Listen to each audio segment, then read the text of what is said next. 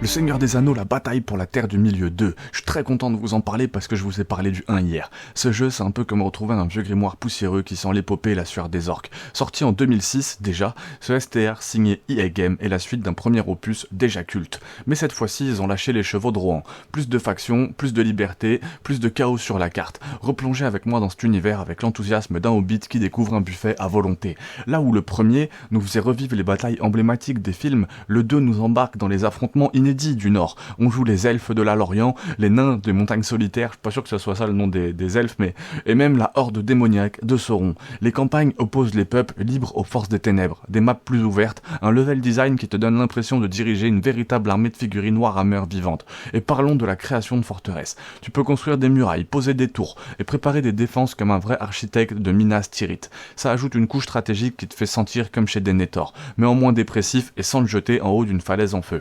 Les batailles sont vraiment dignes d'un final de trilogie. Les combats, pur délire visuel.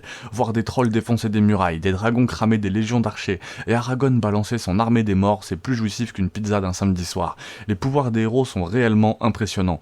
Gandalf peut favoriser des régiments entiers.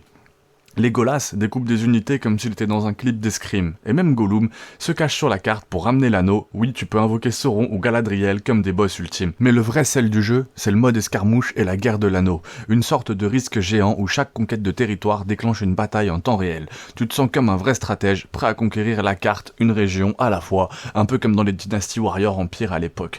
Une ambiance sonore magistrale. Les musiques reprennent les thèmes iconiques d'Howard Shore, et chaque cliquetis d'épée ou cri d'orque est un plaisir auditif. Le doublage français est aux petits oignons, oui, même si Gimli ressemble parfois à ton oncle bourré qui râle à Noël. Pourquoi ce jeu est toujours une masterclass aujourd'hui?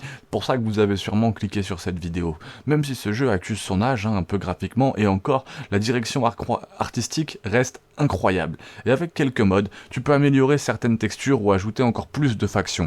C'est un jeu qui respire la passion. Les développeurs, un STR qui respecte ton matériau d'origine tout en proposant une expérience de jeu tellement riche et tellement addictive. C'est simple, si tu es fan de Tolkien ou de stratégie, tu dois vraiment y jouer. Et si tu ne l'as jamais testé, qu'est-ce que tu fais encore là? Va y jouer parce que moi j'ai passé ma jeunesse dessus.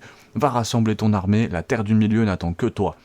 Note finale, 9 sur 10 minimum. C'est un bijou indémodable pour les généraux en herbe et les fans de fantasy. Prêt à conquérir la Terre du Milieu? Dis-moi en commentaire quelle faction tu choisirais pour dominer le monde. J'ai eu un peu de mal, mais la vidéo, très très cool, je tenais vraiment moi à vous parler de ce jeu parce que ça a bercé toute mon enfance, aussi bien le 2 que le 1. J'ai joué énormément et j'aimerais beaucoup y rejouer récemment, donc faites-moi décoller cette chaîne, que je vous sorte des let's play d'1 heure dessus. Force à tous et à très vite.